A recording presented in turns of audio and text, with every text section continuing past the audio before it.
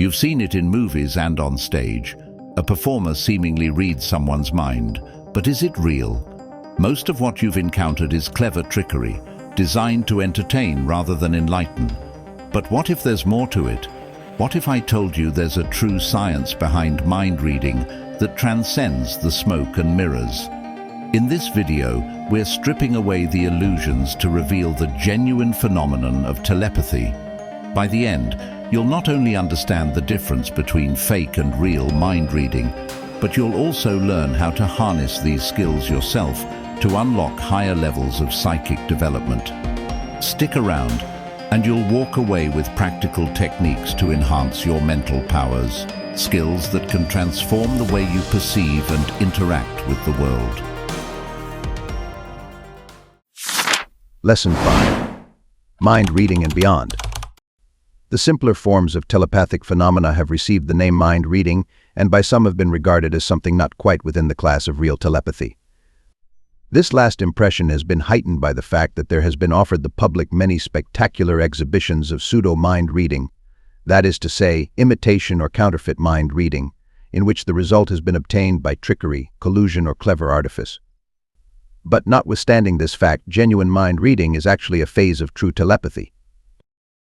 What is generally known as mind reading may be divided into two classes as follows. One where there is an actual physical contact between the projector and the receiver, and two where there is no actual physical contact, but where there is a close relation in space between the two parties, as in the case of the willing game. In the first class belong all cases in which the projector touches the recipient, or at least is connected with him by a material object. In the second class belong those cases in which the recipient seeks to find an object which is being thought of by either a single projector or by a number of persons in the same room. You will notice that both of these classes were omitted from the experiments of the Society for Psychical Research because of the possibility of fraud or collusion. But nevertheless, the student will do well to acquire proficiency in manifesting this form of telepathy, not alone for its own sake, but also because it naturally leads to higher development. In the case of the first class of mind reading, namely, that in which actual physical contact is had between the projector and the recipient, there has been a disposition on the part of some authorities to explain the whole matter by the theory of unconscious muscular impulse of the projector. But those who have carefully studied this subject, and who have themselves performed the feats of this class of mind reading, know that there is far more than this to it. Those familiar with the subject know that there is a decided transference of thought waves from the projector to the recipient, and that the latter actually feels the same as they strike upon his mental receiving apparatus. The whole difference between this and the higher forms of telepathy is that in this, the thought currents generally run along the wires of the nervous system, instead of leaping across the space between the two persons. It is known to all who have conducted this class of experiments that at times there will be experienced a change or shifting in the transmission of the thought currents. For a time, the thought waves will be felt flowing in along the nerves of the hands and arms when, all of a sudden, this will cease, and there will be experienced the passage of the current direct from brain to brain. It is impossible to describe this feeling in mere words to those who have never experienced it, but those to whom it has once been manifested will recognize at once just what I mean by this statement. It is a different sensation from any other in the experience of a human being, and must actually be experienced to be understood. The nearest analogy I can offer is that feeling experienced by the person when a forgotten name for which he has vainly sought suddenly flashes or leaps into his consciousness. It is felt to come from somewhere outside of the conscious field. Well, in the case of the thought current, the feeling is much the same, only there is a fuller sense of the outsideness of the source of the thought. In order to make you understand the distinction between the two classes of mind reading more clearly, I will say that you may think of one as akin to the ordinary telegraphy over wires and of the other as akin to wireless telegraphy. It is the same force in both cases, the difference being simply one of the details of transmission. Fix this idea firmly in your mind and you will have no trouble in always having the right conception of any kind of case of mind reading or telepathy. But you must remember there are cases in which there is a combination of both methods of transmission, either simultaneously or else shifting and changing from one to the other. I will here remind the student that he will learn more by a half-dozen actual experiments in mind reading and beyond 77 reading than he will by reading a dozen books on the subject. It is very good to read the books in order to get the correct theory well fixed in mind, and also in order to learn the best methods as taught by those who have had a wide experience in the subject, but the real how of the matter is learned only through actual experience. So I shall now give you advice and instructions concerning actual experimental work. You, the student, should begin by making yourself a good recipient, that is, a good mind reader, allowing others to play the part of projector. Later on, you may play the part of projector if you so desire, but the real fine work is done by the recipient. And for that reason, that is the part you should learn to play by frequent rehearsals. I advise you to begin your experiments with friends who are in sympathy with you and who are interested in the subject.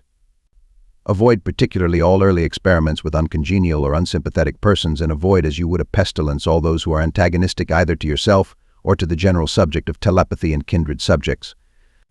As you must make yourself especially sensitive in order to successfully conduct a mind-reading test, you will find yourself particularly susceptible to the mental attitude of those around you at such times, and therefore should surround yourself only with those who are congenial and sympathetic.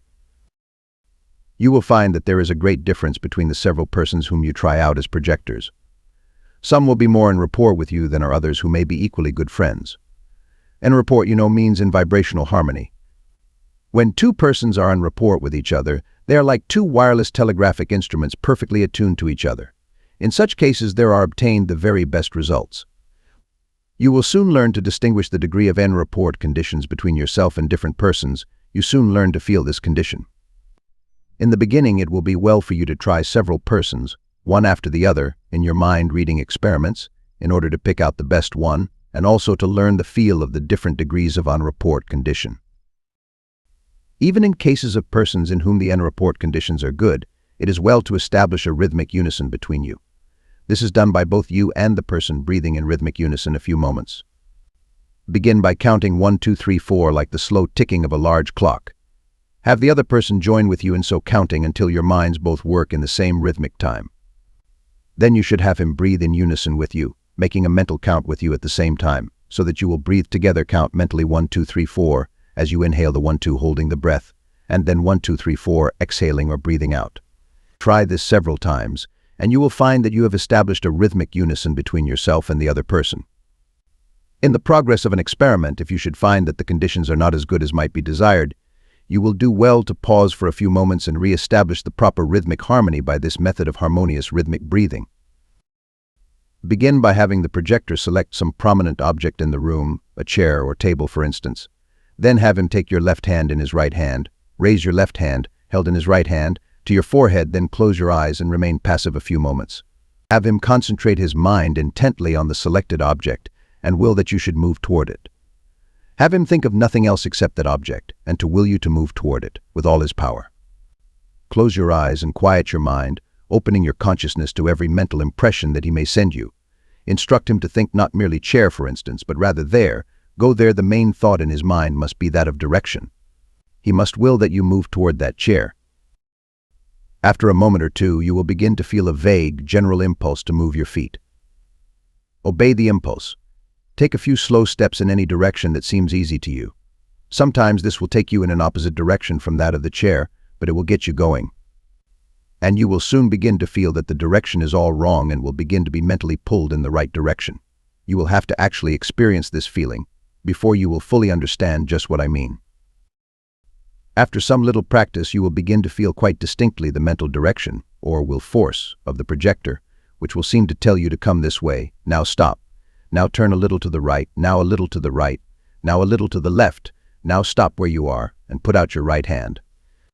Lower your hand, move your hand a little to the right. That's it. Now you have got it all right. You will soon learn to distinguish between the no, that's wrong thought, and the that's right one, and between the go on and the come on one.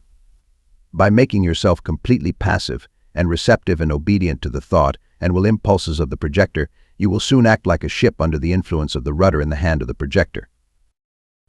After you have attained proficiency in receiving the mental impressions and directions, you will find yourself attracted or drawn, like a piece of steel to the magnet, toward the object selected. It will sometimes seem as if you were being moved to it even against your own will, and as if someone else were actually moving your feet for you. Sometimes the impulse will come so strong that you will actually rush ahead of the projector, dragging him along with you instead of having him a little in advance or by your side. It is all a matter of practice. You will soon discover the great difference between different projectors. Some of them will be in perfect and rapport condition with you, while others will fail to get into tune with you. Some projectors do not seem to know what is required of them, and usually forget to will you to the object.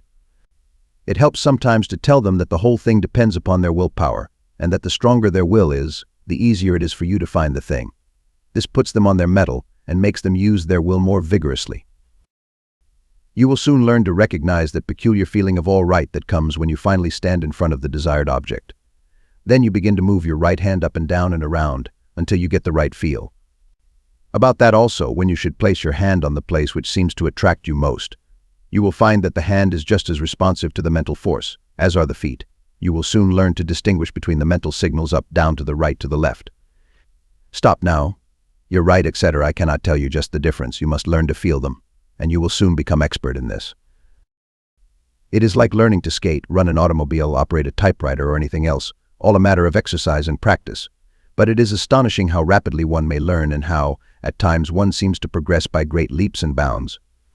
Now I shall give you the different stages or steps, which you will do well to follow in your exercises, progressing from the more simple to the more complex, but be sure to thoroughly master the simple ones before you pass on to the more complex one. Be honest and strict with yourself. Make yourself pass the examination before promotion in each and every step. 1. Locations. Begin by finding particular locations in a room, corners, alcoves, doors, etc. 2. Large objects. Then begin to find large objects, such as tables, chairs, bookcases, etc. 3. Small objects.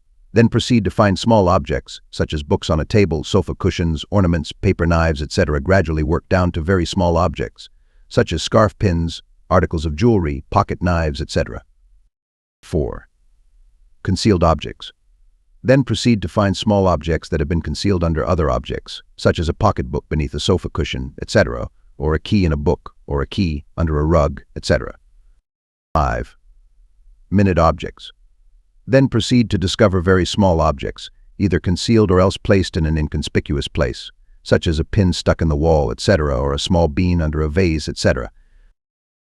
The public performers of mind reading vary the above by sensational combinations, but you will readily see that these are but ingenious arrangements of the above general experiments and that no new principle is involved. As these lessons are designed for serious study and experiment, and not for sensational public performances, I shall not enter into this phase of the subject in these pages. The student who understands the general principles and is able to perform the above experiments successfully will have no difficulty in reproducing the genuine feats of the public mind readers by simply using his ingenuity in arranging the stage effects, etc., among other things. He will find that he will be able to obtain results by interposing a third person between the projector and himself, or by using a short piece of wire to connect himself and the projector. Drawing pictures on a blackboard or writing out names on a slate by means of thought direction are simply the result of a fine development of the power of finding the small article. The impulse to move the hand in a certain direction comes in precisely the same way. The public driving feats of the professional mind reader are but a more complicated form of the same general principle. The impression of direction once obtained, the rest is a mere matter of detail. The opening of the combination of a safe, though requiring wonderful proficiency on the part of the operator, is simply an elaboration of the direction movement. Some recipients are, of course, far more proficient than are others, but each and every person, any person of average intelligence, will be able to secure more or less proficiency in these experiments, provided that patience and practice are employed. There is no such thing as an absolute failure possible to anyone who will proceed intelligently and will practice sufficiently. Sometimes, after many discouraging attempts, the whole thing will flash into one's mind at once, and after that there will be little or no trouble. If you are able to witness the demonstrations of some good mind reader, professional or amateur, it will help you to catch the knack at once. You will find that these experiments will tend to greatly and rapidly develop your psychic receptivity in the direction of the higher phases of psychic phenomena. You will be surprised to find yourself catching flashes or glimpses of higher telepathy, or even clairvoyance. I would advise every person wishing to cultivate the higher psychic faculties to begin by perfecting himself or herself in these simpler forms of mind reading. Besides the benefits obtained, the practice proves very interesting and opens many doors to pleasant social entertainment. But never allow the desire for social praise or popularity in these matters to spoil you for serious investigation and experiment. The second step of development. The student, having perfected himself in the experiments along the lines of the first class of mind reading, is now ready for the second step, or experiments along the lines of the second class of mind reading, recipient, where there is no actual physical contact between the projector and recipient, but where there is a close relation in space between the two. Now, the thoughtful student will naturally wish to ask a question here. Something like this: you have told us that there is no real difference between telepathy at a great distance, and that in which there is only the slightest difference in the position of the projector and recipient, providing always that there is no actual physical contact. This being so, why your insistence upon the close relation in space just mentioned? What is the reason for this nearness? Well, it is like this: while there is no distinction of space in true telepathy, still in experiments such as I shall now describe, the physical nearness of the projector enables him to concentrate more forcibly, and also gives confidence to the new beginner in receiving mind currents. The benefit is solely that of the psychological effect upon the minds of the two persons, and has nothing to do with the actual power of the telepathic waves. It is much easier for a person to concentrate his thought and will upon a person in actual physical sight before him than upon one out of sight, and likewise the recipient finds himself more confident and at ease when in the actual physical of the person sending the thoughts and will power. That is all there is to it. When the persons have acquired familiarity with projecting and receiving, then this obstacle is overcome, and long distances have no terror for them. The best way for the student to start in on this class of mind reading is for him to experiment occasionally while performing his physical contact mind reading experiments. For instance, while engaged in searching for an object, let him disengage his hand from that of the projector for a moment or so, and then endeavor to receive the impressions without contact. This should be done only in private experiments, not in public ones. He will soon discover that he is receiving thought impulses in spite of the lack of physical contact, faint perhaps, but still perceptible. A little practice of this kind will soon convince him that he is receiving the mental currents direct from brain to brain.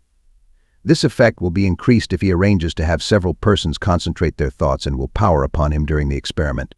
From this stage he will gradually develop into the stage of the willing game. The willing game, quite popular in some circles, is played by one person, usually blindfolded, being brought into the room in which a number of persons have previously agreed upon some object to be found by him, they concentrating their thought firmly upon the object. The audience should be taught to not only to think but also to actively will the progress of the recipient from the start to the finish of the hunt. They should will him along each step of his journey, and then will his hand to the object itself wherever it be hidden. An adept in the receiving end of the willing game will be able to perform all the experiments that I have just pointed out to you in the contact mind reading class. In the willing game, you must remember that there is no taking hold of hands or any other form of physical contact between projector and recipient. The transmission of the mental currents must be direct from brain to brain. Otherwise, the two classes of experiments are almost identical. There is the same willing toward the object on the part of the projectors and the same passive obedience of the recipient. All the difference is that the current now passes over the ether of space, as in the case of the wireless message, instead of over the wires of the nervous system of the two persons. The next step is that of guessing the name of things thought of by the party. I can give you no better directions than those followed by the investigators in the Trickery children, as related in a preceding chapter of this book. When you become sufficiently proficient in this class of mind reading, you should be able to reproduce every experiment there mentioned, with at least a fair degree of success. It is all a matter of patience, perseverance, and practice. After you have become very proficient in this class of experiments, you may begin to try experiments at long distance, that is, where the projector is out of your physical presence. It makes no difference whether the distance be merely that between two adjoining rooms or else of miles of space. At first, however, nearness adds confidence in the majority of cases. Confidence once gained, the distance may be lengthened indefinitely without impairing the success of the experiments. The long-distance experiments may consist either of the receiving of single words, names, etc., or else distinct, clear messages or ideas. Some find it no more difficult to reproduce simple geometrical designs, such as circles, squares, triangles, etc., than to reproduce words or ideas. In long-distance experiments, it is well for the projector to write down the word or thought he wishes to transmit, and for the recipient to write down the impressions he receives. These memoranda will serve as a record of progress, and will, moreover, give a scientific value to the experiments. Some experimenters have been quite successful in experiments along the lines of automatic writing from living persons produced by means of long-distance telepathy. In these cases, the recipient sits passively at the hour agreed upon for the experiment, and the projector concentrates intently upon a sentence or several sentences, one word at a time, at the same time willing the other person to write the word. The famous investigator of psychic phenomena, the late W.T. Stead, editor of a London newspaper, who went down on the Titanic, was very successful in experiments of this kind. His written records of these are very interesting and instructive. You will of course understand that in all cases of long-distance telepathic experiments there should be an understanding between the two persons regarding the time and duration of the experiment, so as to obtain the best results. Personally, however, I have known of some very excellent results in which the receiving of the message occurred several hours after the sending, thus showing that telepathy is in a measure independent of time, as well as of space. But, as a rule, the best results are obtained when the two persons sit simultaneously. Do not rest content with accepting the reports of others regarding these things. Try them for yourself. You will open up a wonderful world of new experiences for yourself. But remember always, you must proceed step by step, perfecting yourself at each step before proceeding to the next. Thank you so much for watching. If you found this lesson on mind reading enlightening, be sure to give it a thumbs up and share it with anyone who's curious about the mysteries of the mind. Don't forget to subscribe to Wisdom Rocker so you never miss out on the next lesson. I'd love to hear your thoughts and experiences in the comments below. What part of mind reading intrigued you the most? And if you're ready to explore the next level of psychic abilities, check out our upcoming video on clairvoyant psychometry, where we'll uncover how objects can unlock hidden truths. Thanks again for joining me on this journey, and I'll see you in the next video.